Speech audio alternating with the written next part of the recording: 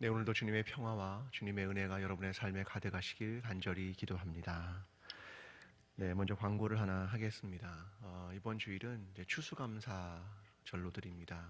그래서 우리가 올해는 어려운 이웃들에게 추수감사 봉헌을 전부 나누어 드리는 것을 결정했기 때문에 기독병원으로 갈 것이고, 거기서 어려운 가난하고 어려운 목회자들과 홀사모 이런 분들의 병원비를 지원하는 것으로 전액 사용될 것입니다.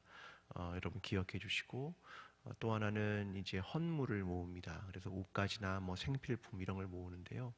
특별히 옷 같은 걸 가져오실 때는 그냥 막 못 입는 거를 가져오는 게 아니라 그거를 판매하는 겁니다. 그래서 깨끗하게 세탁도 해가지고, 또 뭐 필요하면 수선도 해가지고 판매할 수 있는 걸 가지고 오셔야 그것을 판매해서 장애인들을 위해서 사용하는 돈으로 쓰는 겁니다. 그래서 세탁을 잘 해가지고 좋은 옷으로 가지고 오시고, 또 그리고 어려운 이웃들을 위한 생필품, 뭐 쌀이나 뭐 캔이나 이런 것들을 또 가지고 오시면 우리가 그것을 또 어려운 이웃들에게 또 그룹홈에 또 나누는 또 그런 일들을 감당하게 될 것입니다. 여러분 기억해 주시기를 부탁드리겠습니다.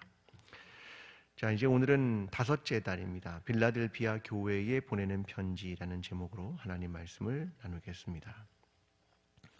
여러분 혹시 인생 역전을 하고 싶으십니까? 네, 누구나 인생 역전을 한번 해보고 싶다 이런 생각을 하게 될 텐데요. 그래 많은 사람들이 로또를 구입하죠. 네. 저도 몰랐는데 그 로또가 2017년에 한 주에 얼마가 팔렸냐면 700억씩 팔립니다. 그 말은 로또가 한 장에 1,000원이라고 하더라고요. 1,000원. 맞습니까? 1,000원? 안 넘어오시는군요. 1,000원이라고 하는데 그걸 700억으로 한 사람이 한 700만 명 정도가 산 겁니다. 한 사람이 샀다면, 물론 여러 장씩 사겠지만, 그러니까 굉장히 많은 사람들이 사실은 인생 역전을 거기에 걸고 있구나 이런 생각을 하는 겁니다. 사실 청소년들도요, 불법 도박을 생각보다 굉장히 많이 합니다. 뭐 스포츠 토토 이런 것들을 아이들이 도박으로 인터넷에서 사가지고 그것으로 돈을 벌려는 애들이요, 생각보다 굉장히 많습니다. 그러니까 아이들 생각에 인생을 역전하는 건 그런 복권 같은 데 당첨되고 로또에 당첨되는 거야 라고 인식을 하는 겁니다. 젊은이들은 안 그렇습니까? 젊은이들이 부동산이 점점 올라가니까 영끌을 하는 거죠. 영끌이 뭔지 아시죠? 영혼까지 끌어들이는 겁니다. 그래가지고 엄청나게 많은 대출을 받아서 지금 안 사면 부동산을 영원히 살 수 없고 제 집을 가질 수 없어, 이렇게 생각하는 것이 오늘 우리가 살아가는 시대입니다. 우리의 인생은 참 어려운 시대를 살아가면서 어떻게 하면 이것을 넘어설 수 있을까? 이 불안을 어떻게 하면 넘어설 수 있을까? 이런 생각을 굉장히 많이 하는 것이 사실입니다. 오늘 그리스도인들은 안 그렇습니까? 우리에게 찾아오는 고난, 우리에게 찾아오는 어려움, 이것이 조금 나에게 안 왔으면 좋겠다, 이걸 면제받았으면 좋겠다, 이런 마음이 솔직히 우리 안에 있는 것도 사실입니다. 이런 고난은 그리스도인들은 좀 피하고 싶다, 이런 생각을 하는 것이 사실입니다. 그런데 성경은 그렇게 말하지 않습니다. 오늘 이것을 가지고 빌라델비아 교회에 대한 이야기를 여러분과 함께 나누어 보려고 합니다.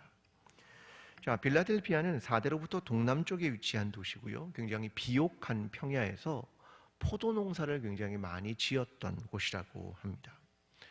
근데 이곳이 무역의 교차로에 있어가지고 이것을 동방의 관문이라고 사람들은 부르기도 했습니다. 종교적으로 보면 여기에 헬라의 신전도 많았고 굉장히 종교 행사도 많았다고 합니다. 그래서 사람들은 작은 아테네라고 불렀던 곳이 빌라델비아입니다. 근데 기원전 3세기 버가모 왕조의 이탈로스 2세가 왕의 형에 대한 사랑을 표시로 이것을 만들었기 때문에 빌라델비아라고 지은 겁니다. 이 뜻은 형제의 사랑이라고 하는 뜻을 가지고 있습니다. 우리가 필레오라는 말을 여러분 가끔 들으시지 않았습니까? 필레오. 어디서 들으셨습니까? 요한복음 21장에서 주님이 시몬 베드로에게 물었죠. 내가 나를 사랑하느냐? 아가페로 물었을 때 베드로가 뭐라고 대답했다고요? 필레오, 내가 주님을 사랑합니다 할 때에 그 형제의 사랑, 이것을 필레오라고 말합니다. 거기서부터 필라델피아라고 하는 말이 나온 겁니다. 그러니까 형제에 대한 사랑이라고 하는 뜻이죠. 또한 이 도시는 14세기에 터키군이 항복한 이후부터 기독교 인구들이 대단히 많이 늘어났습니다. 그래서 15,000명 정도 됐던 이 도시의 3분의 1이 기독교인이 되었습니다. 그래서 사람들은 이 도시를 하나님의 도시라고 불렀습니다. 자, 이 빌라델피아에 교회가 세워졌고 하나님은 그들을 대단히 칭찬하셨다는 내용이 오늘 이야기입니다. 자, 오늘 보면 7절부터 좀 살펴보겠습니다. 자, 함께 7절의 말씀을 좀 읽어보겠습니다. 시작. 빌라델피아 교회의 사자에게 편지하라. 거룩하고 진실하사 다윗의 열쇠를 가지신 이 곧 열면 닫을 사람이 없고 닫으면 열 사람이 없는 그가 이르시되 아멘. 자, 주님은 어떻게 표현합니까? 주님이 다윗의 열쇠를 가졌어. 그가 열고 그가 닫는 권세가 있지, 그 이야기를 하고 있는 겁니다. 이게 주님의 모습입니다. 근데 이것은 어디서 근거하냐면 이사야 22장 22절에 근거합니다. 제가 읽어보겠습니다. 내가 또 다윗의 집의 열쇠를 그의 어깨에 두리니 그가 열면 닫을 자가 없겠고 닫으면 열 자가 없으리라. 자, 이 얘기는 누구에 대한 얘기냐면 왕이 hil기야의 아들 엘리야김을 서기관으로 임명합니다. 그래서 왕궁의 열쇠를 그에게 줍니다. 네가 열면 열리는 거고 네가 닫으면 닫는 거야. 자, 이 예언을 하게 됩니다. 자, 너에게 그 권세가 있어 라고 하는 것으로부터 이 이야기가 시작되는 겁니다. 자, 이 이야기가 빌라델피아 교회로 말하면 이런 상황입니다. 당시 빌라델피아에는 유대인의 회당이 있었답니다. 근데 유대인들이 그리스도인들이 와가지고 회당에서 함께 예배를 드리려고 하면 그들을 막은 겁니다. 그래서 같이 예배를 드리지 못하게 하고 내쫓아 버렸습니다. 그래서 그리스도인들은 이 회당을 출입할 수가 없게 된 거죠. 그래서 주님이 이 얘기를 한 겁니다. 야, 자세히 봐라. 유대인들이 너를 회당에 들어오게 하고 못 들어가게 하는 권세가 있는 줄 아느냐? 아니야. 내가 있는 거야. 그걸 열고 닫을 권세가 누구에게 있는 줄 아느냐? 그거 유대인에게 있는 게 아니야. 그거 나에게 있는 거야. 그 이야기를 하고 있는 겁니다. 나 주님이 어떤 주님인가를 설명하고 있는 겁니다. 여러분, 우리는 우리의 인생의 열쇠를 누가 쥐고 있다고 생각하는 겁니까? 하나님이. 우리의 인생을 열고 닫는 권세가 그에게 있다고 믿는 겁니다. 여러분, 그 사실을 믿으십니까? 아멘. 여러분, 최종의 결정권은 그에게 있다고 믿는 거죠. 우리의 삶의 문이 때로는 닫힌 것 같고 때로는 막다른 길처럼 느껴지는 순간이 있습니다. 그때 우리 주님이 우리의 삶의 문을, 인생의 문을 닫혀진 것 같은 상황을 열어주시길 기도합니다. 때로는 닫으시더라도 그 모든 것을 아시는 주님께서 어떤 이유가 있음을 우리가 또한 믿습니다. 그래서 현재의 상황에서 절망하지 않고 주님과 함께 다시 일어서게 되는 저와 여러분의 삶이 되기를 간절히 기도합니다. 자, 주님은 이제 그들을 향한 칭찬을 시작합니다. 9절의 말씀입니다. 함께 읽어보겠습니다. 시작. 보라, 사탄의 회당 곧 자칭 유대인이라 하나 그렇지 아니하고 거짓말하던 자들 중에서 며칠 내게 주어 그들로 와서 내 발 앞에 절하게 하고 내가 너를 사랑하는 줄을 알게 하리라. 아멘. 자, 유대인들이 자신을 유대인이라 생각하고 너희 그리스도인들은 이방인처럼 멸시하는 자들이 있다. 이 회당에 대한 얘기입니다. 자, 그런데 언젠가는 그들이 내 발 앞에 와서 절하게 될 것이다. 주님이 그를 너희를 사랑한다는 것을 너희가 알게 될 것이다. 자, 이 말은 뭐냐면 한마디로 말하면 역전입니다.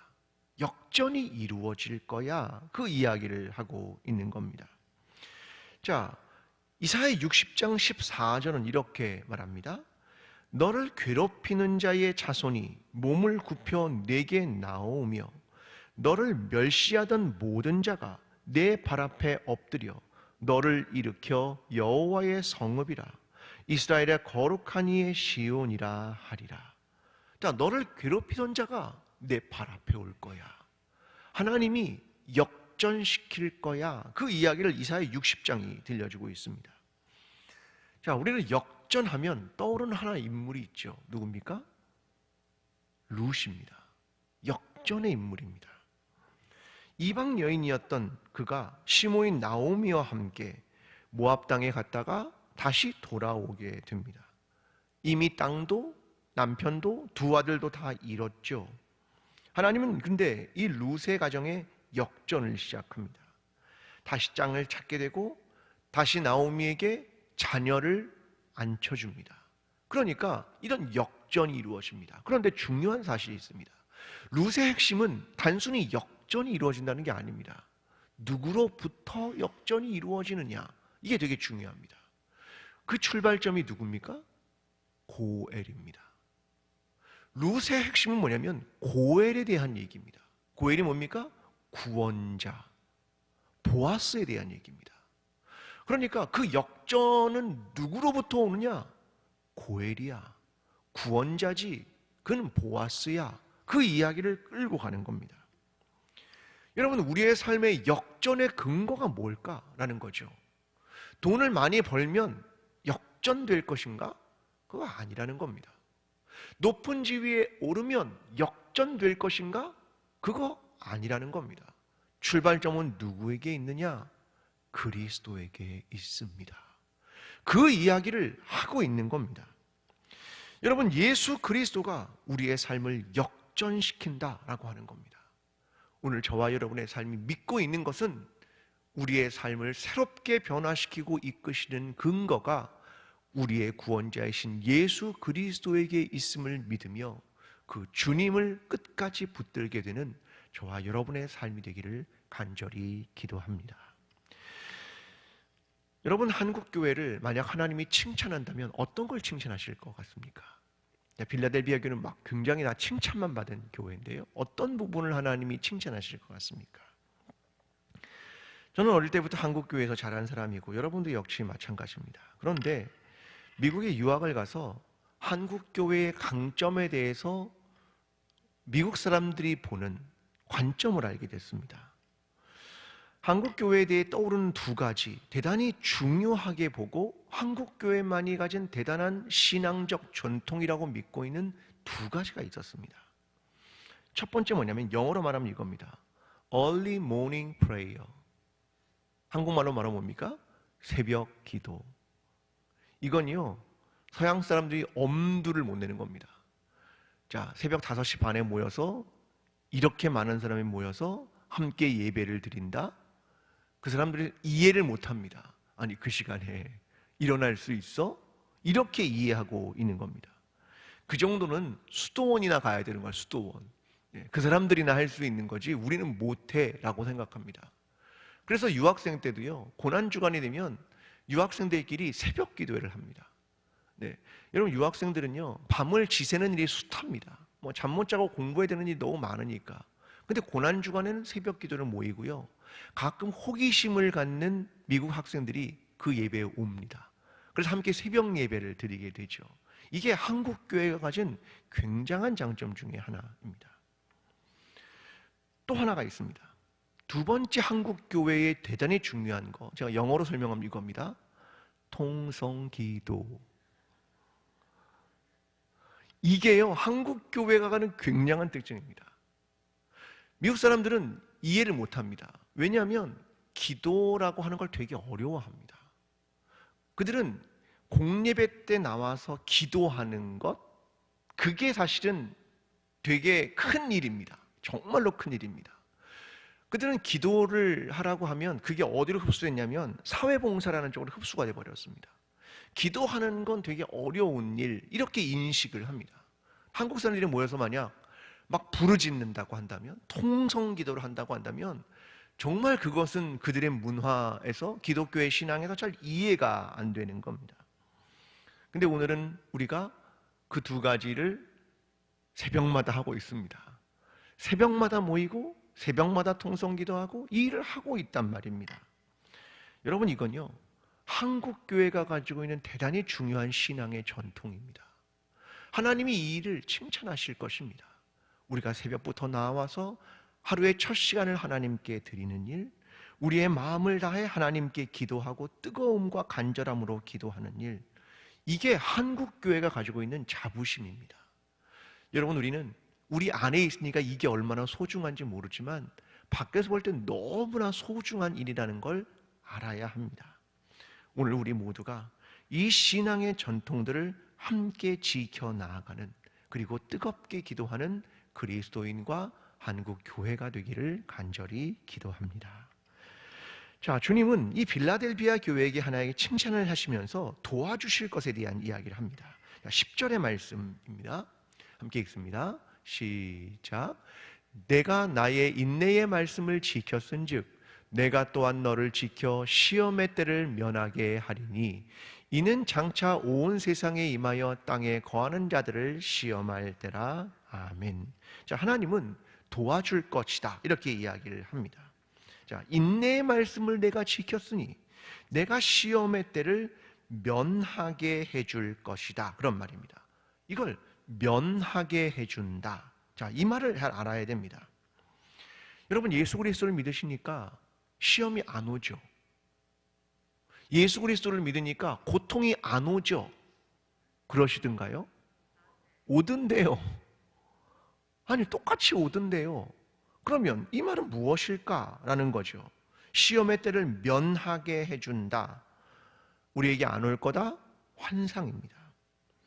자, 원문에서 면하게 하리니 라는 말은 어디로부터 지켜준다, 그런 말입니다. 어디로부터 지켜준다. 여기에 사용하는 전치사는 에크라는 전치사를 씁니다. 이 말은 뭐냐면 통과한다, 그런 뜻입니다. 이걸 통과한다. 만약 이걸 경험하지 않고 면제된다, 그러면 아포라고 하는 전치를 쓴다는 겁니다. 근데 에크라는 전치사를 쓴 건 뭐냐면 시험이 있는데 이걸 통과한다는 겁니다. 자, 그러니까 이것을 면제해 준다, 이런 표현은 어떤 표현이냐면 환난 중에서 보호해 주신다, 그런 뜻이라는 겁니다. 완전히 시험이 안 오고 고통이 안 오는 게 아니라 그게 오지만 너희가 그걸 통과할 수 있도록 보호해 주신다, 그런 뜻입니다. 사랑하는 성도 여러분, 우리의 삶의 위기와 어려움이 찾아올 겁니다. 지금의 전 세계의 상황도 그러하고 우리 개인과 우리 가정의 이야기도 그리 다르지 않습니다. 우린 이것을 면제받는다? 그거 아닙니다. 교회만 전혀 다른 삶을 산다? 하나님이 코로나로부터 교회만 지킨다? 그런 것도 아닙니다. 여러분, 그리스도인들은 똑같이 통과하게 될 겁니다. 그 어려움을 당하게도 될 겁니다. 그때 인내의 말씀을 붙들라는 겁니다. 너무 조급하거나 너무 낙담하거나 너무 좌절하지 말라는 겁니다. 내가 가진 이성을 사용해서, 지성을 사용해서 너의 인내심과 의식을 가지고, 믿음을 가지고 두려워하지 말아라. 하나님은 면제가 아니라 통과시킬 것이다. 근데 그 가운데 너희를 보호하시고 지킬 것이다. 내가 너희와 함께 할 것이다. 이것이 우리에게 주시는 말씀이라는 겁니다. 여러분, 인내하라는 이 말씀을 끝까지 붙드십시오. 우리에게 고난이 찾아온다고 해서 절망하지도 마십시오. 우리도 똑같이 고난을 짊어질 것을 결단한 사람들입니다.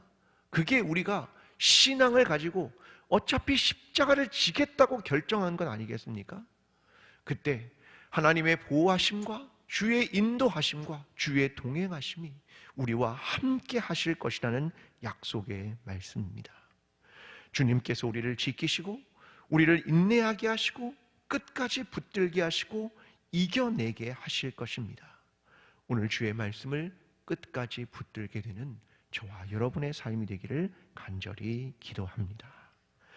오늘 본문 11절과 12절의 말씀입니다. 함께 읽어보겠습니다. 시작. 내가 속히 오리니 내가 가진 것을 굳게 잡아 아무도 내 멸관을 빼앗지 못하게 하라. 이기는 자는 내 하나님 성전의 기둥이 되게 하리니 그가 결코 다시는 나아가지 아니하리라.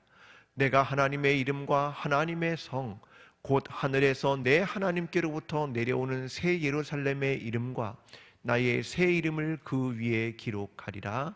아멘.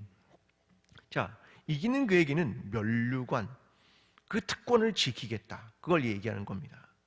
자, 구약에 보면 그의 특권을 잃어버린 사람들이 등장합니다. 예를 들면 르우벤, 사울 왕, 이런 사람들은 첫 번째 장자의 특권과 왕의 권세를 가지고 있다가 그걸 놓친 사람들입니다. 근데 오늘 성경은 이렇게 말합니다. 이기는 그에게는 성전의 기둥이 되게 할 것이다. 자, 이 말은 여러분, 우리도 이게 기둥이 있지 않습니까? 이 기둥이 무너지면 어떻게 됩니까? 건물이 무너지는 거죠. 이 기둥은 그래 뽑을 수가 없는 거고 흔들림이 없는 거다, 그런 표현입니다. 성전에는 야긴과 보아스라는 기둥이 있었죠. 자, 이 기둥처럼 너희를 세울 것이다, 흔들리지 않을 것이다, 이렇게 이야기합니다. 자, 그러면서 새 예루살렘의 이름, 그 이름과 나의 새 이름, 이것을 거기에 기록하겠다, 이런 설명을 하고 있습니다. 자, 빌라델피아라는 도시를 좀 알아야 합니다. 이 도시는요, 이름이 계속 바뀝니다. 자, 원래는 빌라델피아였지만 기원 후 17년 지진이 난 후에 디베료가 도시를 재건하면서 네아카이자리아라는 이름으로 도시의 이름을 한번 개명합니다. 근데 또한 페스파시안 황제 때에 플라비아라는 이름으로 바꾸게 됩니다. 뭐가 생긴 겁니까? 새로운 이름이 생긴 겁니다. 근데 이름이라고 하는 건 항상 뭘 말하냐면 이게 황제들이 계속 바꾸는 것처럼 소속에 대한 이야기를 하고 있는 겁니다. 자, 베드로전서 2장 9절을 우리가 잘 알고 있죠. 그러나 너희는 택하신 족속이요 왕 같은 제사장들이요 거룩한 나라요 그의 소유가 된 백성이니. 이 말은 뭡니까? 너는 내 소유야, 너는 내 백성이야. 이것을 우리에게 설명하고 있는 겁니다. 이사야 62장 4절도 이렇게 말합니다. 다시는 너를 버림받은 자라 부르지 아니하며 다시는 내 땅을 황무지라 부르지 아니하고 오직 너를 헵시바라 하며 내 땅을 뷸라라 하리니 이는 여호와께서 너를 기뻐하실 것이며 내 땅이 결혼한 것처럼 될 것입니다. 너는 헵시바야, 너는 뷸라야, 내가 너의 하나님이고 너는 내 백성이야, 너는 흔들림이 없어, 너는 하나님 나라의 백성이야. 이것을 설명하는 겁니다. 또한 12절의 이야기는 이겁니다. 그가 결코 다시 나아가지 아니하리니. 나아가지 않는다, 이게 무슨 표현이냐면 우리가 계속 이야기하지만 17년쯤에 지진이 되게 많았습니다. 지진이 많으면 어떻게 합니까? 사람들이 건물 밖으로 나아가는 거죠. 지진이 너무 많으니까 도시 밖으로 나아가는 겁니다. 그래서 그가 결코 다시 나가지 아니하리니, 이 말은 안전하게 지키겠다, 그걸 의미하는 말입니다. 내가 너의 영원한 안전함이 되어줄 거야, 이것을 설명하는 것입니다. 이것이 이기는 자들에게 주시는 약속입니다. 여러분, 오늘 하나님은 광주제일교회를 보고 어떤 칭찬을 하실 거라고 생각하십니까? 우리의 과거의 역사 속에서 하나님은 광주제일교회를 정말로 칭찬하실 것 같습니다. 우리의 신앙의 유산들, 선교와 섬김, 이런 것들은 하나님으로부터 정말 칭찬받을 내용이라고 생각합니다. 그런데 오늘 우리에 대해서는 하나님이 어떤 칭찬을 하고 계실까? 이것을 고민해야 합니다. 코로나가 끝난 이후에 우리는 우리 자신을 반드시 돌아보게 될 것입니다. 우리는 이런 어려운 시대를 통과하면서 우리는 어떠한 공동체였는가를 반드시 돌아보게 될 것입니다. 그때 우리는 이런 질문을 하겠죠. 하나님 앞에 믿음을 흔들림 없이 지켰는가? 우리는 안일 하진 않았는가? 이웃에 대한 사랑의 행위를 했는가? 이것을 반드시 평가하기 시작할 겁니다. 여러분, 하나님은 우리에게 어떤 칭찬을 하실 것 같습니까?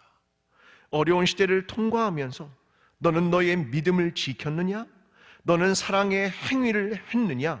이것을 우리에게 물으실 것을 기억하고 하나님의 칭찬이 우리에게 있을 것임을 기억하며 오늘 어려운 시대를 지나며 하나님의 보호하심을 믿으며 우리의 믿음과 신앙을 지키는 일, 그리고 어려울 때에 사랑의 행위를 하는 일, 이 두 가지를 통하여 하나님께서 우리를 칭찬하실 것을 기억하며 오늘 이기는 자의 삶으로 살아가는 저와 여러분의 삶이 되기를 간절히 기도합니다. 기도하겠습니다.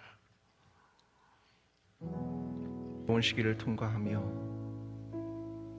우리가 믿음을 지키고